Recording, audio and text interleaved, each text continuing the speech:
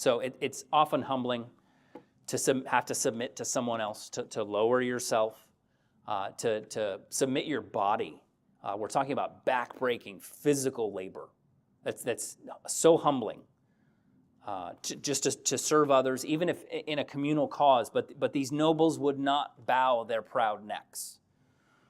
They wouldn't accept the yoke of honest servitude.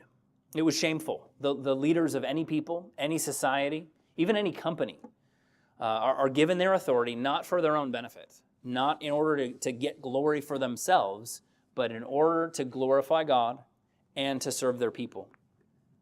We still have some remnant, some tiny little glimpse of that in our society today. We call our leaders public servants because that's the role that God has put for them. That's what we expect them to live up to. But the leaders of Tekoa, most American leaders today, seek power for their own ends. One of the much needed fruits of revival in our land. I know there are high hopes for revival in our land. May God's will be done. Nothing would thrill me more than to see the gospel go forth and bear fruit. This is one of those key factors that we know God is working. Jesus says in Matthew 20, "Whoever desires to be great among you, let him be your servant.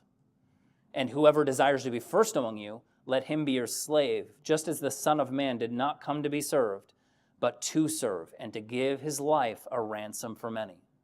That's the mark, one of the marks I'm sure Jeff will talk about in Sunday school of godly biblical leadership. Rather than sucking in attention and glory and authority like a black hole, a godly leader wants to expend himself, wants to serve people and glorify God. Our modern context has another incredible invention of poor people who are too proud to work. It's not historically unusual to find the rich, the powerful, the nobles who disdain any sort of manual labor. But our society now has poor people who are too proud to work. We see them every day. The scriptures have an answer for this as well. In addition to the appropriate social stigma, we've talked about shame in the past, the power of shame. This is something another fruit of revival that God can use to restore us. 2 Thessalonians 3 tells us that if an able-bodied man is not willing to work, neither shall he eat. Hunger is a very effective tool to humble us, to bring us under submission to God.